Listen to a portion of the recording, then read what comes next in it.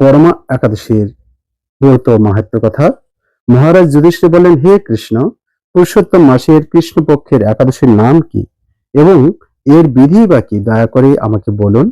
শ্রীকৃষ্ণ বললেন, হে যুধিষ্ঠির, সুখ ভোগ মুক্তি আনন্দ প্রদানকারী পবিত্র এবং পাপ বিনাশিনী এই একাদশীর নাম পরমা।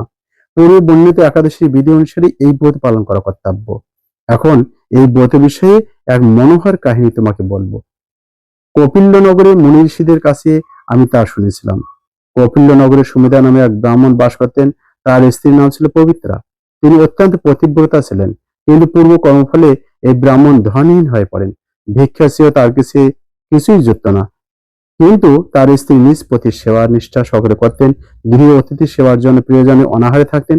স্বামীকে কখনো বলতেন না যে গৃহে অন্ন নেই। পত্নীর শারীরিক দুর্বস্থার কথা চিন্তা করে ব্রাহ্মণ নিজের ভাগ্যকে দোষারোপ করতেন। একদিন পত্নী প্রিয়ঙ্গদাকে বললেন, হে কান্তে, আমি ধনবান মানুষদের কাছেও ভিক্ষা চেয়ে পাই না। বলো, এখন আমি কি করব? ধন সংগ্রহের জন্য আমি অন্য কোথাও যেতে চাই, তুমি আমাকে অনুমতি দাও। ব্রাহ্মণ পত্নী তখন তাকে বললেন, হে বিদ্বান, এ জগতে মানুষ তার পূর্ব সঞ্চিত ফল ভোগ করে।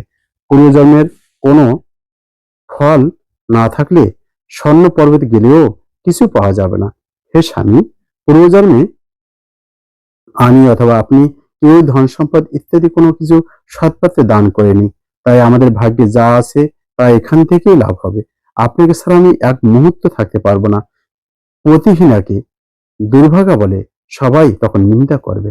অতএব এখানে যা ধন লাভ হয় তা দিয়ে দিন যাপন করুন। ওই বিচক্ষণ ব্রাহ্মণ পতির কথা শুনে ওই নগরেই রইলেন। একদিন মুনিশ্রেষ্ঠ কৌন্ডিন্য সেখানে এলেন। তাকে দেখে সুমেধা খুব খুশি হলেন। ব্রাহ্মণ শাস্ত্রী মুনিকে প্রণাম জানালেন, সুন্দর আসন দিয়ে তার পূজা করলেন। ওই দম্পতি আনন্দ সহকারে মুনিকে ভোজন করালেন। এরপর ব্রাহ্মণ পত্নী জিজ্ঞাসা করলেন, হে মুনিবর, কিভাবে দারিদ্রতা নাশ হয়? বিনা দানে কিভাবে ধন বিদ্যা স্ত্রী লাভ হয়? আমার স্বামী আমাকে এখানে রেখে ভিক্ষার জন্য দূর দেশে যেতে চান, কিন্তু আমি তাকে যেতে নিষেধ করেছি। এখন আমাদের ভাগ্যবশে এখানে আপনার শুভাগমন হয়েছে। আপনার কৃপায় আমাদের দারিদ্রতা অবশ্যই নাশ হবে। দারিদ্রতা বিনষ্ট হয় এমন কোন ব্রত বা তপস্যার কথা আপনি কৃপা করে আমাকে বলুন। এই কথা শুনে মণিবর বললেন, হে সাধ্বী, পুরুষোত্তম মাসের কৃষ্ণপক্ষের পরমা নামে সর্বশ্রেষ্ঠ এক একাদশী আছে। এই তিথি ভগবানের অতীব প্রিয়তমা। এই ব্রত পালনে মানুষ অন্য ধন সম্পদ আদি সবই লাভ করে থাকে। এই সুন্দর ব্রত ধনপতি কুবের প্রথমেই করেছিলেন। রাজা হরিশ্চন্দ্র এই ব্রত পালনে স্ত্রী পুত্র ও রাজ্য ফিরে পেয়েছিলেন। হে বিশালাক্ষী, এই জন্য তোমরা এই ব্রত পালন করো। হে পাণ্ডব, কৌন্ডিন্য মুনির উপদেশে পতি পত্নী উভয়ই একসঙ্গে বিধিমতো পুরুষোত্তম মাসের পরমা একাদশীর ব্রত পালন করলেন। ব্রত সমাপনের পর রাজভবন থেকে এক রাজকুমার তাদের কাছে এলেন।